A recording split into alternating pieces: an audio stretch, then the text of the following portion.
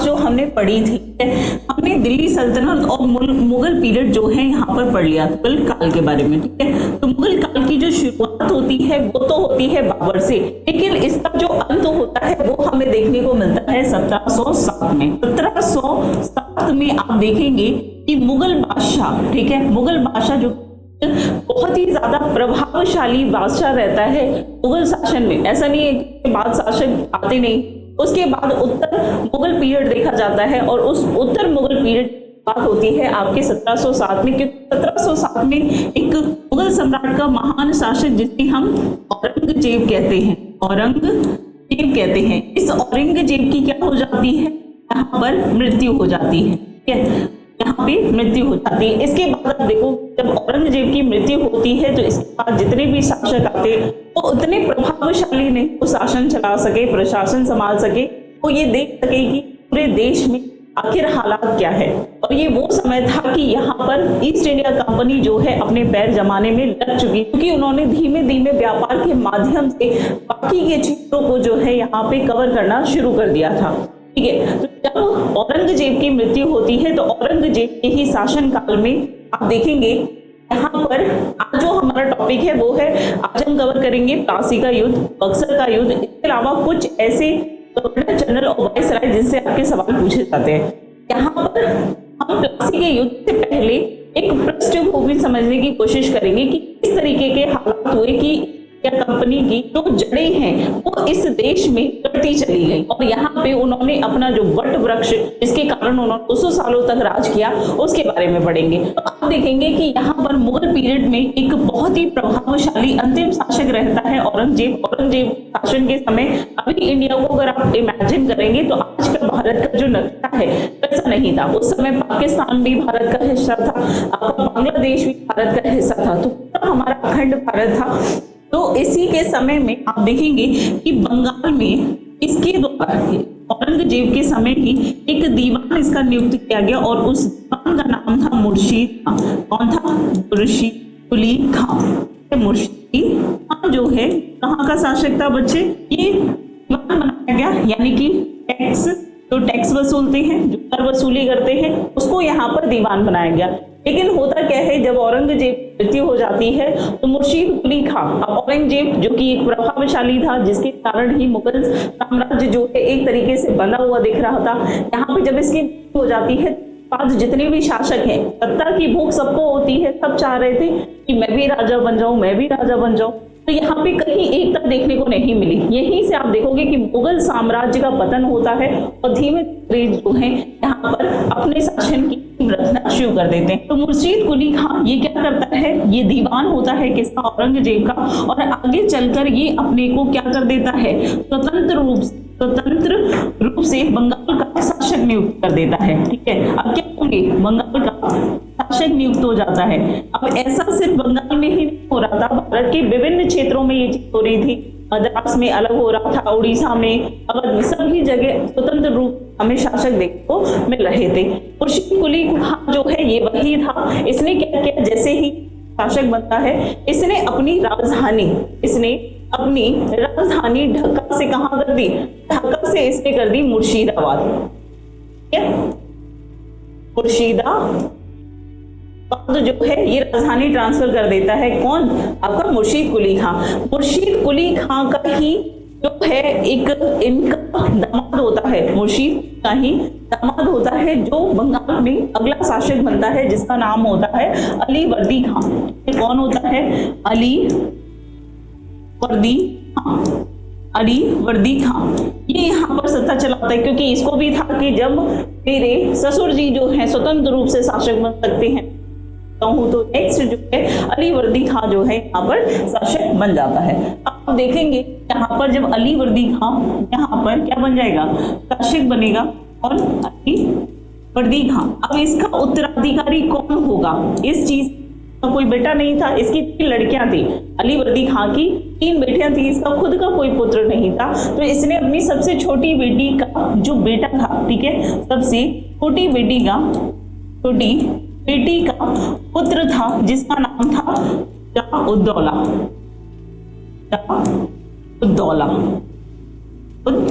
दौला, ठीक है। इसे क्या कर देते हैं, अब यहाँ पर आप देखोगे बंगाल पर किसका शासन हो जाता है, शुजा-उद-दौला का शासन यहाँ पर आपको देखने को मिलेगा, ठीक है। शुजा-उद-दौला का शासन आपको देखने को मिलेगा। अब यही वो शासन था जिसके समय में प्लासी का युद्ध आपको देखने को मिलता है। तो आप देखेंगे, अब हम बात करेंगे किसके बारे में, प्लासी के बारे में। और ये सब चीजें मैंने कहाँ बताई हैं कि किस तरीके से सत्ता जो है मुगल शासन के बाद जो है किस तरीके से हस्तांतरित हुए, सवाल आपके पूछे जाते हैं, यहाँ पे मैंने आपको बता दिया। बात करेंगे प्लासी के युद्ध की, किसकी, इससे संबंधित जो सवाल है हम इस टॉपिक को कवर करने के बाद देखेंगे। अब प्लासी का युद्ध जो है ये होता है आपका जून 1757 में, 1757 में। लेकिन आपको मालूम है, आपको प्रीवियस मुगल साम्राज्य के बारे में बताया था कि एक व्यक्ति आता है जिसका नाम होता है कैप्टन मुनरो, ठीक है। कैप्टन हॉकिंस, कौन आता है, कैप्टन हॉकिंस आता है। और ये हॉकिंस शासन काल में आता है जहांगीर के शासन काल में, ठीक है, जहांगीर के शासन काल में आते हैं। और ये कौन होती है, आपकी इंडिया कंपनी होती है, जो कि कहती है हमें भारत में जो है व्यापार करने की अनुमति, हम आपको 500 पैगोडा जो है वार्षिक दे और आप हमें बंदरगाह की स्वतंत्रता जो है वो दे दीजिए, ठीक है। इसके बाद आप देखोगे कि में जो ईस्ट इंडिया कंपनी यहाँ पे आपको देखने को मिलेंगे। सबसे पहले कौन आए थे, आपके पुर्तगाली है, ठीक है, पुर्तगाली है। पुर्तगालियों को हराने के लिए जो है इसके बाद डच आते हैं, फिर आप देखेंगे अंग्रेज आएंगे, फिर आपके डैन आते हैं और फिर आते हैं आपके फ्रांसीसी।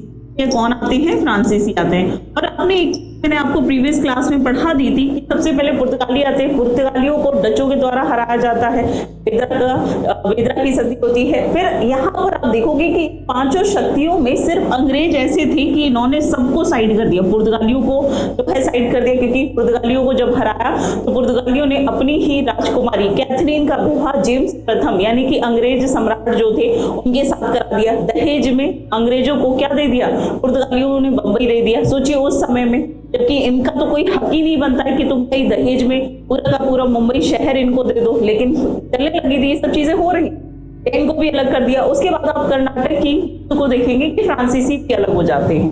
अब यहाँ पे जो अंग्रेजों को धीमे धीमे परमिशन मिल रही थी, तो इन्होंने क्या किया, पहले तो व्यापार करने का जो पूरा का पूरा एक माहौल था वो इन्होंने सेट कर लिया। अब ये क्या कर रहे हैं, कोठियां बना रहे हैं, यानी कि जहां से भी व्यापार करना है, मैनेज करना, ये क्या करेंगे, कोठी स्थापित करना शुरू कर देंगे।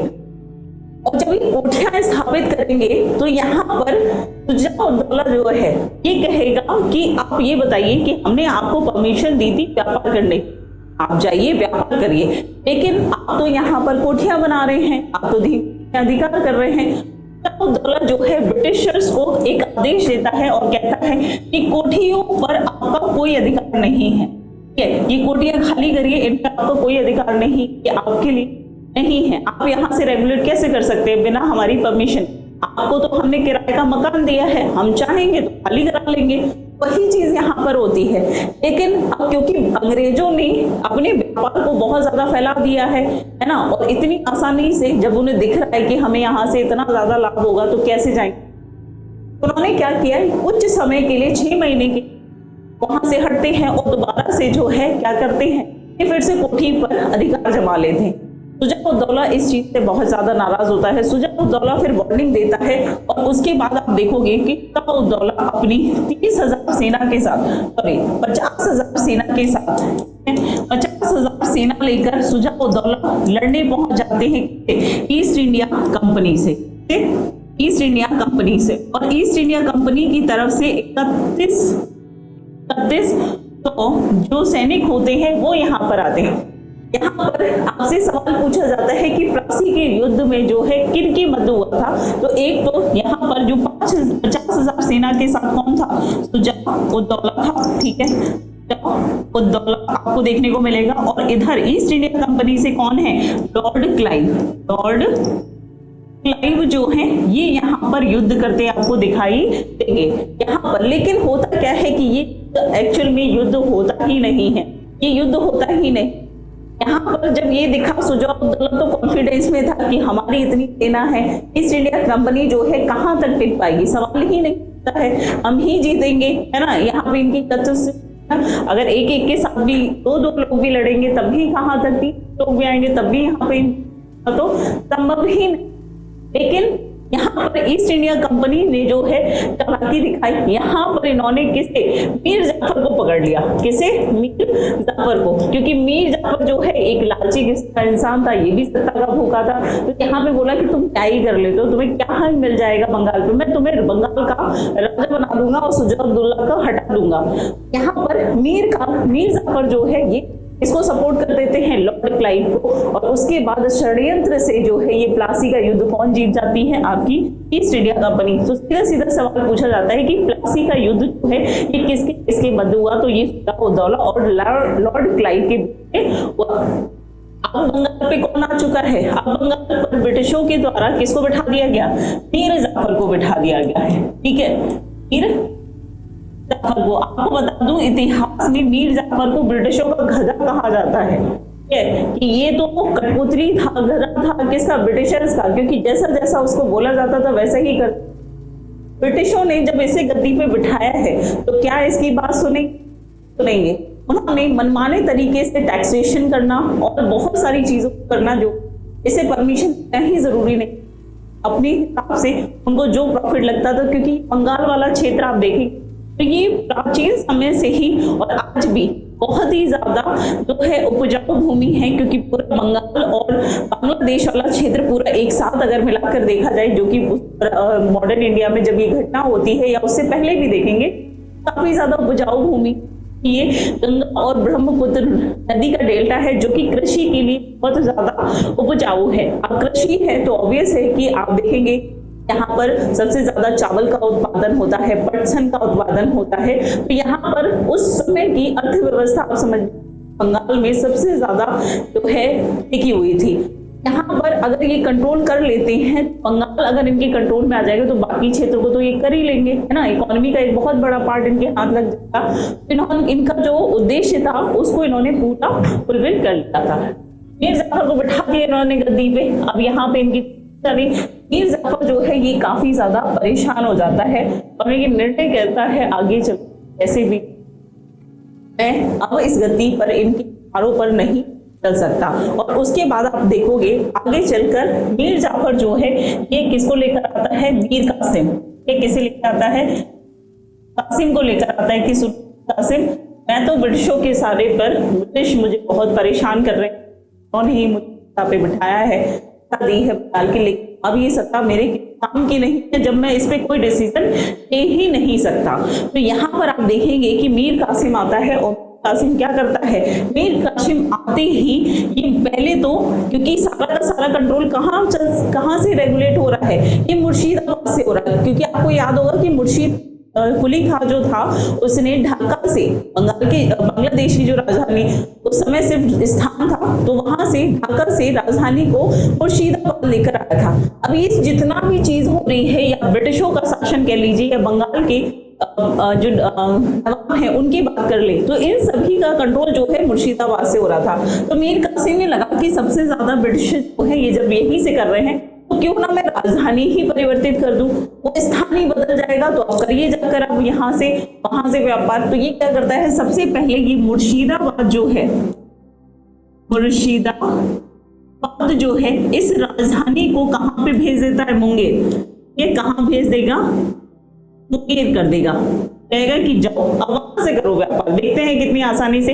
अब इसने क्या किया? चैलेंज खड़े करने शुरू कर दिए ईस्ट कंपनी के सामने। तो जब इस तरीके की चीजें मीर कासिम के द्वारा टैक्सेशन जो है, जो कर वसूली की जा रही थी, जो ब्रिटिशों के द्वारा क्षेत्रों को कंट्रोल किया जा रहा था, वो सब चीजें जो है यहाँ पे मीर कासिम ने अपने कंट्रोल में शुरू कर दिया। जब ये सब करेंगे तो इस कंपनी बैठेगी। यहाँ पर आप देखें कि यहाँ पे अब युद्ध होगा किसका? अब यहाँ पर आप युद्ध देखेंगे बंगाल का। बंगाल में बक्सर का युद्ध देखेंगे। किसका युद्ध होगा? बक्सर का। बक्सर का युद्ध आपको यहाँ पर देखने को मिलेगा। अब ये युद्ध जो है ये किसके यहाँ पे मीर कासिम ने जब इस तरीके से बोला तो यहाँ पे ब्रिटिश की तरफ से यानी कि ईस्ट इंडिया कंपनी से सीधे सीधे चैलेंज आता है कि भाई आइए अब मैदान में, अब जो जीतेगा वही बंगाल पे शासन करेगा। तो यहाँ पर मीर कासिम जो है ये अपनी सेना लेकर, तो यहाँ पर आप देखोगे कि बंगाल के नवाब आपको देखने को मिलेंगे। इसके अलावा अवध के नवाब जो है ये यहाँ पर शामिल हो जाएंगे, और दिल्ली के जो सम्राट हैं, दिल्ली का मुगल सम्राट जो है ये सभी आपको एक तरफ दिखाई देंगे, और दूसरी तरफ आप देखेंगे कि ये सारे शासक जो हैं ये एक तरफ आ गए हैं, और एक तरफ इकलौती है आपकी ईस्ट इंडिया कंपनी, जिसको नेतृत्व कर रहा था बक्सर के युद्ध में, वो था आपका हेक्टर मुनरो।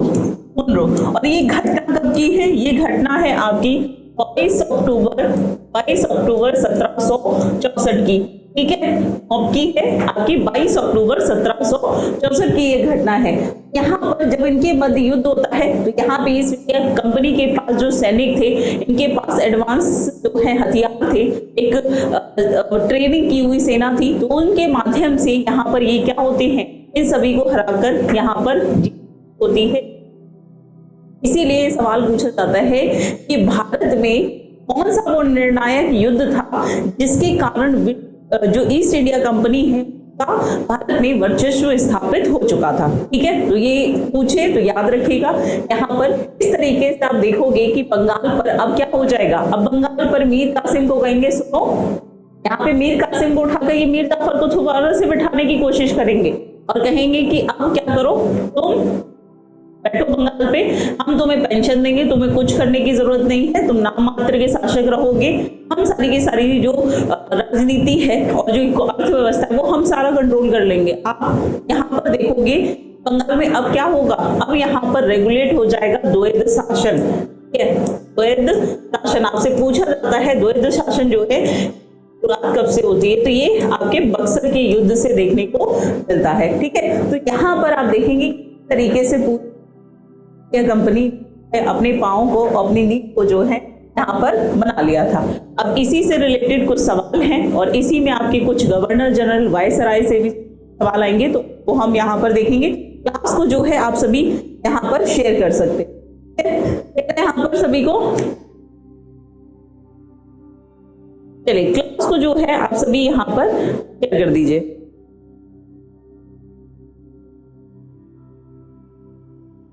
ठीक है, चलिए तो यहाँ पर हमने बात कर ली किसकी, प्लासी के युद्ध। और प्लासी का तो है ये कब होता है, डेट पूछी जाती है 1757 में होता है, और ये किसके मध्य होगा, तो ये आपके लॉर्ड क्लाइव और किसके मध्य होता है,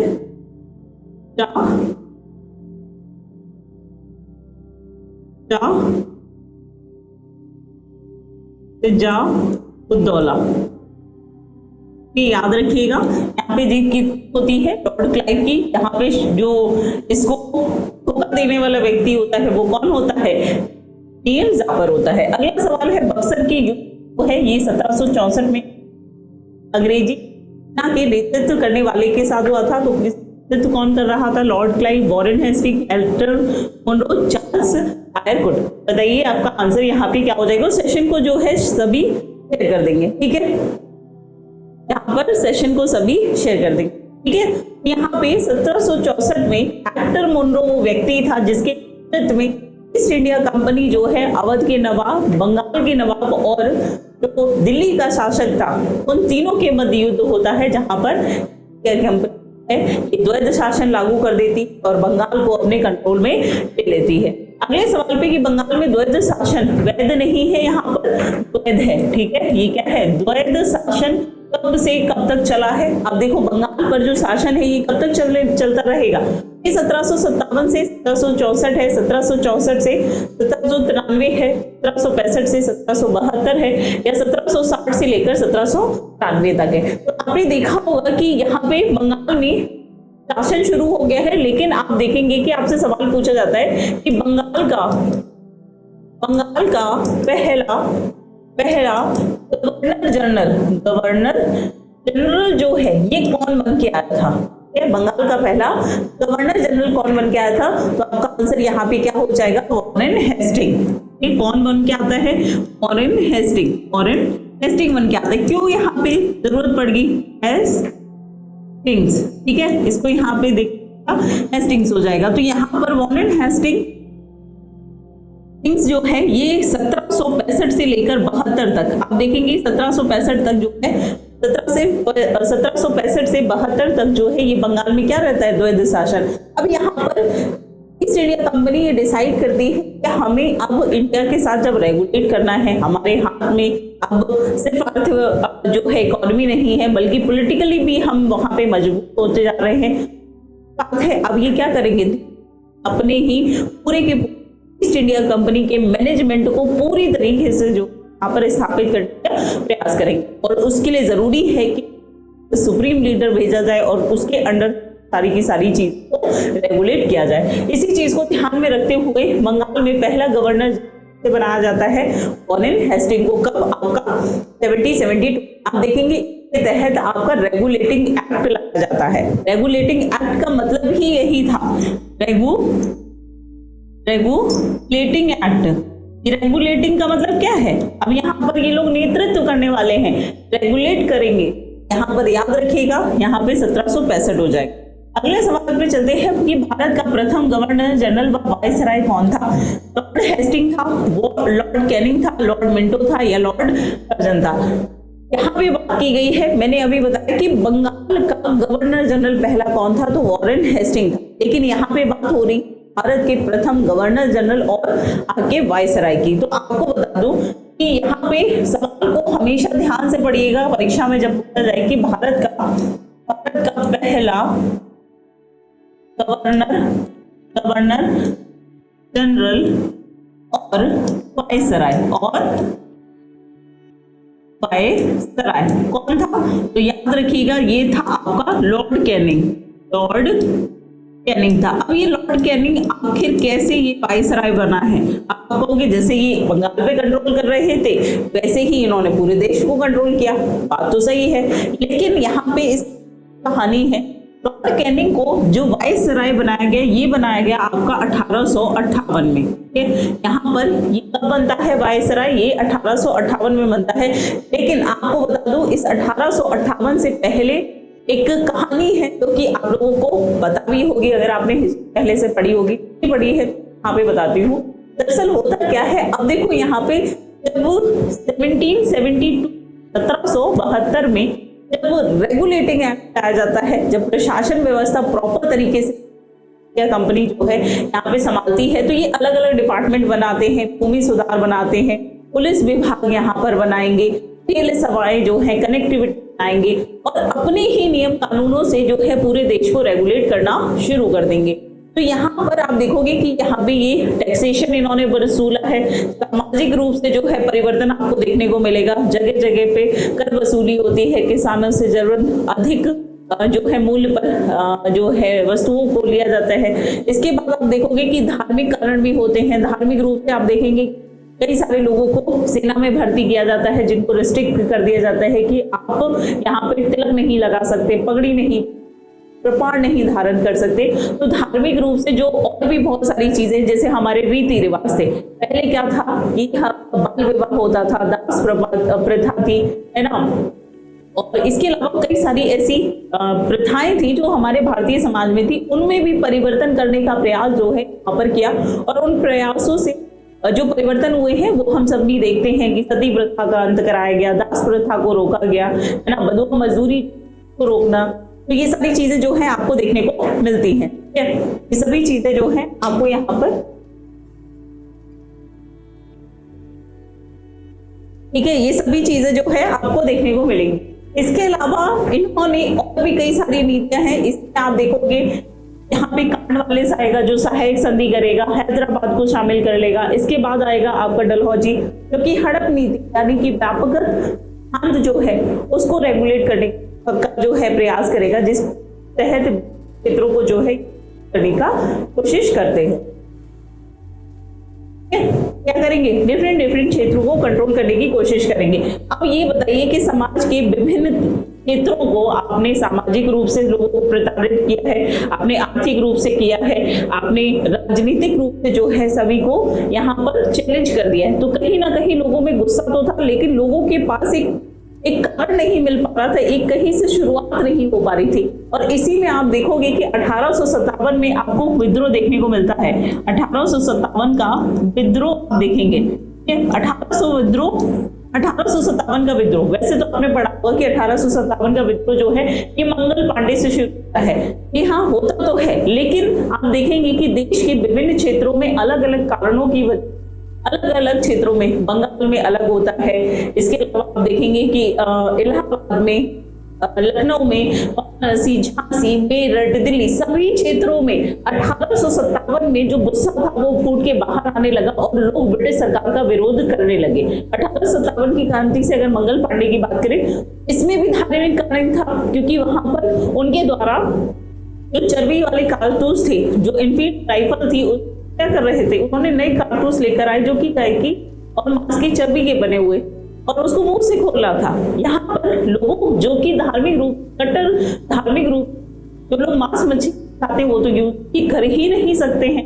मंगल पांडे जो कि धर्म से हिंदू थे, उन्होंने ये दिन नहीं कर सकता, इसी तो है यहाँ पे विद्रोह छिड़ जाता है। इसके अलावा विभिन्न क्षेत्रों में, झांसी में अगर आप देखोगे तो झांसी में अलग कारण होता है कि झांसी के राजा की मृत्यु हो जाती है और उनका कोई पुत्र ना होने के कारण वो बच्चा गोद लेते। यहाँ पर डलहौजी की जो हड़प नीति होती है उसके तहत कह दिया जाता है कि देखो तुम्हारा तो कोई बच्चा नहीं है और गोद लिए हुए बच्चे को हम तुम्हारे क्षेत्र का, झांसी का राजा घोषित होने नहीं, तो ये क्षेत्र भी हम अपने में शामिल करते। तो इस तरीके अलग अलग नीतियां बना के इन्होंने अपने ऊपर कंट्रोल करना शुरू किया। और फिर छिड़ता है आपका 1857 का विद्रोह, जो अलग अलग क्षेत्रों में देखने को मिलता है। इसी को रोकने के लिए आपकी ब्रिटेन की महारानी आती है दिल्ली और वहां पर घोषणा करती कि अब सीधे सीधे जो कंट्रोल है वो ब्रिटिश सत्ता के हाथ में जाएगा और यहाँ पर अब बंगाल का जो गवर्नर जनरल है यहाँ पर क्या बना दिया जाएगा, उसे भारत का वायसराय और गवर्नर जनरल। अब सीधे सीधे तो रेगुलेट हो रहा है, क्योंकि मनमानी हो रही थी, जबरन तरीके से यहाँ से कुछ जो है पैक किया और लेके चले गए ब्रिटेन में। कुछ चीजें जो है सीधे सीधे कंपनी को नहीं पता चलती, जो ग्राउंड पे लोग कर रहे हो तो मालूम होती। तो इस तरीके की घटनाएं जो है आपको देखने को मिलती है। ठीक है, तो याद रखिएगा यहाँ पे कौन बनाया गया आपका, कैनिंग। अगला है 1758 ईस्वी में लॉर्ड वेलेस्ली के द्वारा प्रस्तावित सहायक संधि। यहाँ पे सीधे सीधे सवाल आता है कि लॉर्ड वेलेस्ली जो है इसके द्वारा कौन सी चीज को शुरू किया गया था। तो इसने सहायक संधि तब आपके 1758 में, तो इस सहायक संधि को स्वीकार करने वाला पहला भारतीय शासक कौन था? अवध के नवाब, हैदराबाद के निजाम, कर्नाटक के नवाब या फिर मैसूर के राजा। ठीक है, तो सहायक संधि कि भाई तुम्हें उस राजा से प्रॉब्लम है, तुम्हें दूसरे क्षेत्र को अगर विजयी करना है, तुम्हारी सेना सक्षम नहीं, ब्रिटिश सेना जो है काफी एक्सपर्ट थी, सभी जितने भी आपके डच, पुर्तगाली, फ्रांसीसी आए उन सभी को साइड कर दिया, क्योंकि वो हर युद्ध में जीत रहे थे। उसी चीज को यहाँ पर इन्होंने कहा कि बताइए हम आपको जो है सहायता करेंगे। यहाँ पे सहायक संधि का प्रस्ताव जो है कौन लेकर आया, यहाँ पर वेलेस्ली लेकर आता है। और यहाँ पे सबसे पहले जो इसमें जो शामिल होता है वो कौन सा होता है, आपका हैदराबाद के निजाम जो है तो संधि पर हस्ताक्षर कर देते पहले जुलाई की संधि। अगले सवाल में चलते हैं, राज्य क्षय या हड़प नीति या जब्ती सिद्धांत या फिर व्यपगत सिद्धांत या फिर व्यपगत सिद्धांत, ये तीनों ही क्या है, ये तीनों ही क्या है। यहाँ पे मैंने बताया ना कि यहाँ पर ये क्या हो रहा है, जबरन तरीके से किसी बहाने से क्षेत्र था जो कहीं मुगल सम्राट के पास, जो भारत के अन्य शासक राजा हुआ करते थे, पास कोई ना कोई कारण देके उनके क्षेत्र को ब्रिटिश शासन में जो है शामिल कर लेते कि भाई तुम सही से शासन नहीं कर पा रहे हो, तुम्हारे यहाँ सत्ता जो है सही से कंट्रोल नहीं हो रही है, तुम्हारे यहाँ कोई उत्तराधिकारी नहीं, अलग अलग कारण बताकर ये जो है कंट्रोल कर लेते कि भाई झांसी से अब कौन रेगुलेट करेगा, ब्रिटिशर्स करेंगे, इलाहाबाद से कौन करेगा, ब्रिटिशर्स करेंगे। कि मनमाने तरीके से जो हो रहा था इसको हड़प नीति कहते हैं। और इस हड़प नीति शुरू किसने किया, हेस्टिंग्स, कैनिंग ने, विलियम बेंटिंग ने या फिर डलहौजी ने किया था। तो आपको बता दूं इसमें कौन रहा है, आपका डलहौजी। ठीक है, ये वही डलहौजी है जिसने सबसे पहले 1850 रेलवे लाइन जो है इसको बनाया था, लाइन आपको याद होगा, ठीक है। इसके अलावा इसने डाक सेवा जो है इसको शुरू किया था, डाक सेवा इसने यहाँ पर शुरू। इसके अलावा आप देखेंगे कि इसके द्वारा सार्वजनिक निकाय जो हैं ये सब यहाँ पर शुरू किए जाते हैं। ये किसने किए? डलहौजी ने, और इसी द्वारा जो है हड़प नदी शुरू की थी। इसी से परेशान होकर आपका 1857 का विद्रोह जो है सबसे ज्यादा फूटता है, ठीक है। तो ध्यान रखिएगा कौन है? डलहौजी है। अगले सवाल पे 1757 में सिराजुद्दौला किसके द्वारा पराजित हुआ? कैनिंग के द्वारा, हेस्टिंग्स के द्वारा, क्लाइव के द्वारा या फिर कॉर्नवालिस के द्वारा? बताइए यहाँ पर आपका आंसर क्या हो जाएगा? किसके द्वारा यहाँ पर ये जो है हारा था? तो ये सीधे बात किसकी हो रही है? प्लासी के 1757 का युद्ध क्या है? प्लासी का युद्ध है, और ये दो लोगों के बीच हुआ था। एक तरफ सिराजुद्दौला था और दूसरी तरफ ईस्ट इंडिया कंपनी थी, और ईस्ट इंडिया कंपनी का नेतृत्व कौन कर रहा था? लॉर्ड क्लाइव कर रहा था। और अगर हम बक्सर की बात करें तो बक्सर के युद्ध में कौन था? क्योंकि 1764 में हुआ, इसमें था हेक्टर मुनरो। कौन था? हेक्टर मुनरो था। इसको ध्यान रखिएगा, आंसर क्या हो जाएगा? क्लाइव। कॉर्नवालिस को आप जानते होंगे, यहाँ पे बहुत बार पूछा जाता है। इसने 1793 में जो है स्थायी बंदोबस्त जो है इसको शुरू किया। स्थायी बंदोबस्त यानी कि कर वसूली जो है उसको सिस्टमैटिकली जो है सीधे सीधे जमींदारों पे छोड़ दिया, और उनको जो है बोल दिया कि तुम किसानों से कैसे भी करो, हमें इतना हिस्सा चाहिए। अलग अलग क्षेत्रों में आपको देखने को मिलेगा, है ना। स्थायी बंदोबस्त हो गया, रैयतवाड़ी व्यवस्था हो गई, महलवाड़ी व्यवस्था हो गई, ये सब आपको यहाँ पर देखने को मिलेगा, ठीक है। तो लॉर्ड क्लाइव को याद रखिएगा। अगला सवाल है, सुगौली की संधि 1816 में किनके बीच संपन्न हुई? ठीक है, सुगौली की संधि। यहाँ पे east India company Nepal, east India company Mithila, east India company Awadh और अवध के नवाब और नेपाल। बताइए सुगौली की संधि आज भी इसका परिणाम हमें भुगतना पड़ रहा है इस संधि के कारण, क्योंकि ये संधि जो है ये होती है ईस्ट इंडिया कंपनी और नेपाल के बीच। आपने देखा होगा कि अभी बहुत समय से यहाँ पर एक क्षेत्र है जो कि भारत का ही क्षेत्र है। एक तो आप देखेंगे काला पानी का क्षेत्र, टिपू लेक आपको देखेंगे, काला पानी क्षेत्र देखेंगे, ठीक है। ये सभी क्षेत्र जो हैं ये इंडिया और नेपाल के बॉर्डर में, कहाँ है? इंडिया और नेपाल। तो ये क्षेत्र जो है इन्होंने क्या कर दिया, इस संधि के तहत कंपनी ने क्या नेपाल को, लेकिन आज भी इस पे संघर्ष चल रहा है। भारत कहता है कि हमारा क्षेत्र है, आपको इस कंपनी ने तो हम मान लें, है ना। तो याद रखिएगा सुगौली की संधि आपके एसएससी के पेपर में कब हुई है और किनके मध्य हुई है, दोनों। अगला है हड़प नीति, डॉक्ट्रिन ऑफ लैप्स के अंतर्गत भारतीय राज्य जो है कब्जे में किए। अब मैंने आपको बताया ना, भारतीय राज्य जो है कब्जे में किए, और उसको किस तरीके से कब्जे में किया गया है, ये किसने किया है? ये किया था आपके डलहौजी ने, ठीक है। किसके द्वारा? डलहौजी के द्वारा। यहाँ पे कौन कौन से क्षेत्र हैं जिनको किया था? झांसी, नागपुर, त्रावणकोर, झांसी, नागपुर, सतारा, झांसी, सतारा, मैसूर या मैसूर, सतारा, भावनगर। तो सही आंसर हो जाएगा आपका झांसी, सतारा और मैसूर। सभी क्षेत्रों को जो है, अवध भी इसमें आता है, इन सभी क्षेत्रों को जो है शामिल कर लिया था, किसने? ईस्ट इंडिया कंपनी ने। अगला है वोडियार के शासक कौन थे? रियासती त्रावणकोर था, विजय था, या फिर इनमें से कोई नहीं। तो आपको बता दूं कि वोडियार जो है इसके शासक कौन थे? आपके रियासत के तहत। यहाँ पर आंसर क्या हो जाएगा? अगला है भारत कंपनी के अधीन प्रथम गवर्नर जनरल कौन था?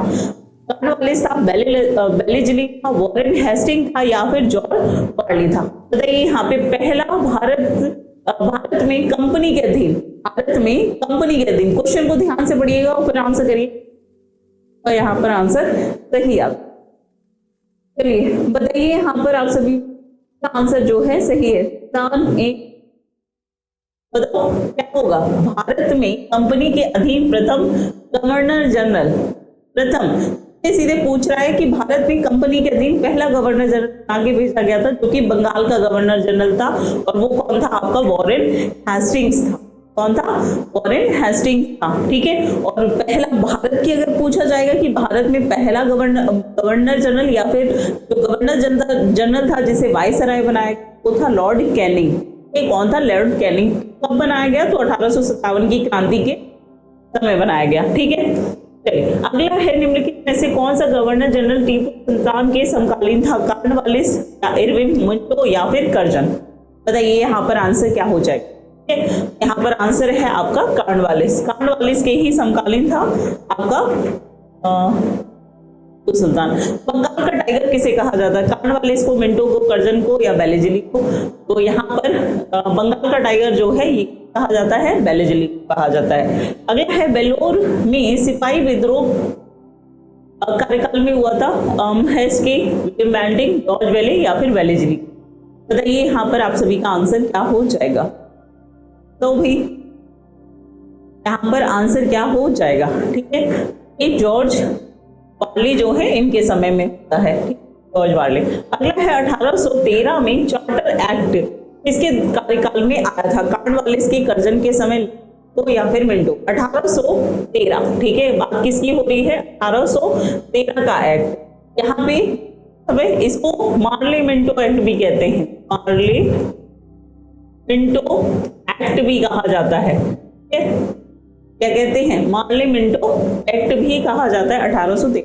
इसमें कई सारी कंपनी के नियम कानून थे, उनमें परिवर्तन किया गया। जैसे कि यहाँ पे ये बोला गया कि अब कंपनी को चीन और चाय की एकाधिकार को छोड़कर बाकी सभी पर जो एकाधिकार है वो क्या कर देना चाहिए? वो यहाँ पर समाप्त कर दिया जाएगा। इसके अलावा यहाँ पर शिक्षा पर जो है, शिक्षा पर जो खर्च है उसको भी बढ़ा दिया गया। यहाँ पे खर्च क्यों बढ़ाया गया? क्योंकि यहाँ पर अब क्या कर रहे थे, यहाँ पे ब्रिटिश आर्मी नहीं बल्कि इंडियन लोगों को ब्रिटिश आर्मी में शामिल करके ब्रिटिश आर्मी को बनाया जा रहा था। और जब शिक्षा को यहाँ पर खर्च करने की बात की जा रही है, इसका मतलब ये इन लोगों को ब्रिटिशर्स अपने में शामिल करना चाह रहे हैं, सभी को शिक्षा भी तो देंगे। ये जो अंग्रेजी ये कैसे आ रही है, ऐसी ही तो पनपी थी। यहाँ पर याद रखिएगा, का खर्च भी इन्होंने बढ़ाया। अब ये यहाँ पर और क्या चीज कर देते, यहाँ पर ईसाई मिशनरीज जो हैं, मिशनरियों को भी जो है यहाँ पर भारत में बुलाया जाएगा। ये ईसाई मिशन आएंगे और वो क्या करेंगे, भारतीय समाज में जो धर्म परिवर्तन का सिलसिला है वो यहाँ पर आपको देख, क्योंकि भारतीय समाज में धर्म में कई सारी जातियां हैं, कई सारे जो है आपको विभाजन देखने को मिलता है। तो एक तबका ऐसा भी था जो प्रताड़ित रहा है हिंदू धर्म में, उन लोगों के साथ इन्होंने सांत्वना दिखाने की कोशिश की और लोगों को जो है बहलाया कि तुम्हारा धर्म जो है हमारे धर्म से अच्छा नहीं है, हमारा धर्म जो है तुम्हें बहुत आजादी देता है और आजादी सब। तो ऐसी चीजों को करते करते इन्होंने क्या किया, ईसाई मिशन माध्यम यहाँ पर जो लोग थे उनमें परिवर्तन, उनको ईसाई बनाने का प्रयास किया।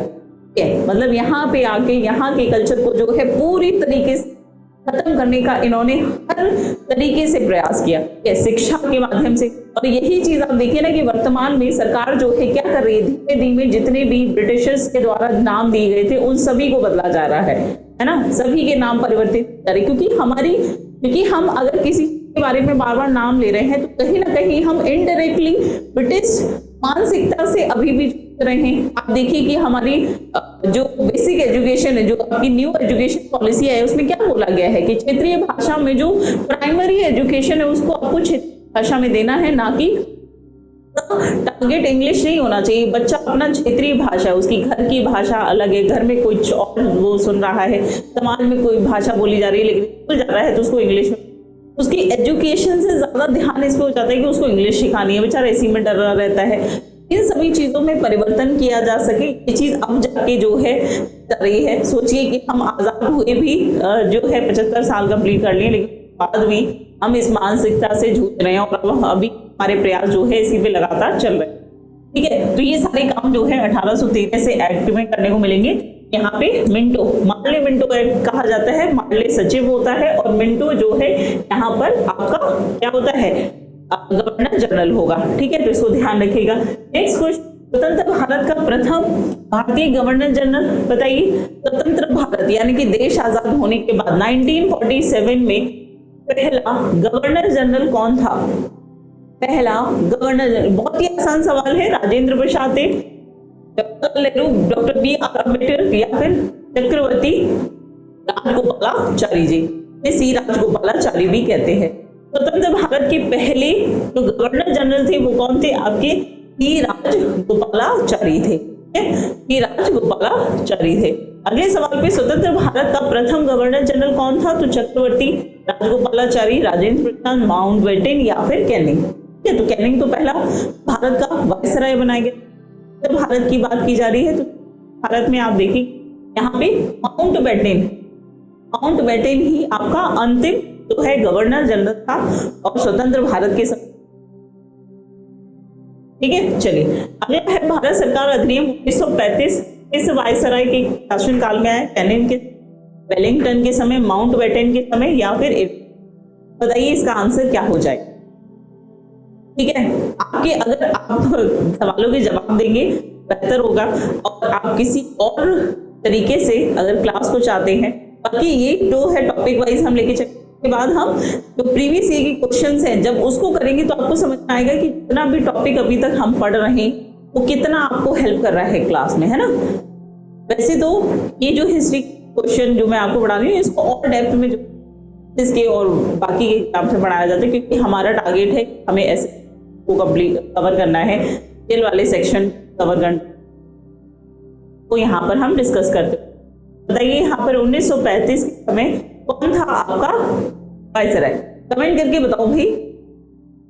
चलिए बताइए यहाँ पर आंसर जो क्या हो जाएगा?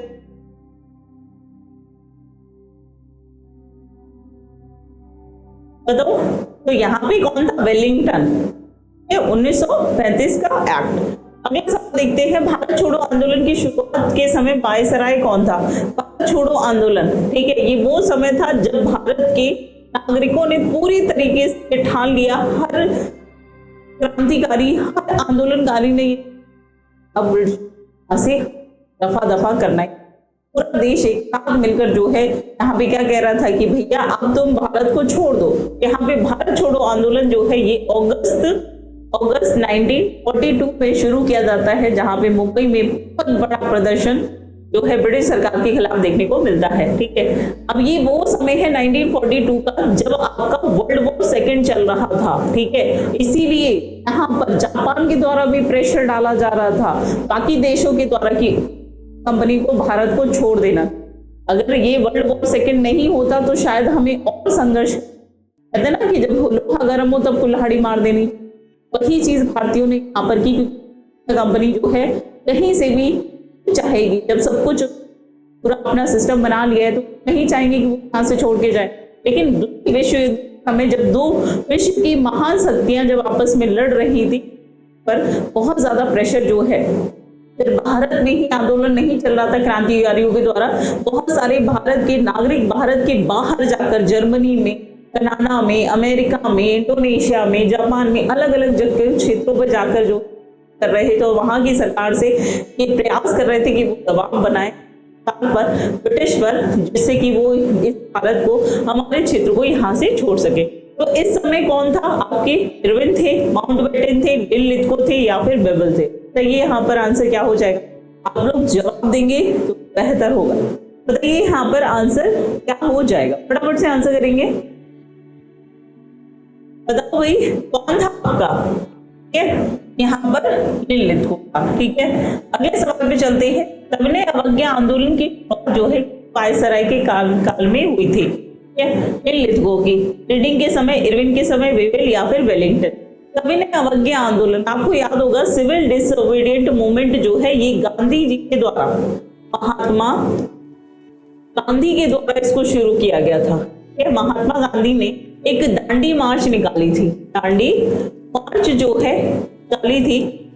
और आप देखिए दांडी मार्च को जो है कहां से? साबरमती आश्रम से, साबरमती आश्रम से लेकर जो है कहां पर? दांडी, दोनों ही जगह कहां है? आगे गुजरात में है। वहां पर एक पूरा जन समूह जो है यात्रा करता है और यहाँ पर गांधी जी के द्वारा क्या कहा जाता है कि क्या हम तुम्हें सहयोग नहीं करेंगे, हम तुम्हारी जो नमक कानून है, नमक कानून, क्योंकि नमक में भी क्या था? ब्रिटिशों का एकाधिकार था, तो यहाँ पर नमक कानून, नमक को अपने हाथ में लेकर जो नमक कानून तोड़ते हैं और अवज्ञा करते हैं सरकार के द्वारा बनाए गए नियमों की। काम कौन करता है? गांधी जी करते हैं। और जब इस तरीके की हो रही है तो इरविन आते हैं और आप देखेंगे कि ये वही समय है 1930 का, 1930 का ये समय है 1930 में। और उसके बाद आप देखेंगे पूर्ण में सम्मेलन का आयोजन किया जाता है, जहां पर गांधी जी को जो है इनवाइट करते हैं कौन? इरविन। तो यहाँ पे गांधी इरविन समझौता जो है आपको देखने को मिलेगा। ओके, तो ये थे आपके आज के सवाल जो कि आपको प्लासी और बक्सर और कुछ ऐसे इंपॉर्टेंट गवर्नर जनरल और वायसराय के बारे में यहाँ पर पढ़ाया है, जो कि आपके एग्जाम में पूछे जाते हैं कि पहला कौन सा गवर्नर, पहला वायसराय कौन सा था, इस मूवमेंट के समय कौन सा गवर्नर जनरल था। तो ये महत्वपूर्ण सभी के सभी आपके क्या थे। तो उम्मीद करती हूँ सेशन आप लोगों को पसंद आया होगा। पसंद आता है तो अपने दोस्तों को, सहपाठियों को, रिश्तेदारों को सबको शेयर करिए और अपना कमेंट करके जो है अपना एक्सपीरियंस और बताइएगा क्लास कैसी। और अगर चैनल को सब्सक्राइब नहीं किया है तो सब्सक्राइब कर बेल आइकन प्रेस करके आप जो है रेगुलर क्लास क्लास में प्राप्त कर सकते हैं। ठीक है, तो चलिए इसी के साथ लेते हैं अलविदा और मिलती आपसे कल सुबह 8:15 बजे आपकी डेली करंट अफेयर क्लास में। तक रखिए। Thank you so much. Bye.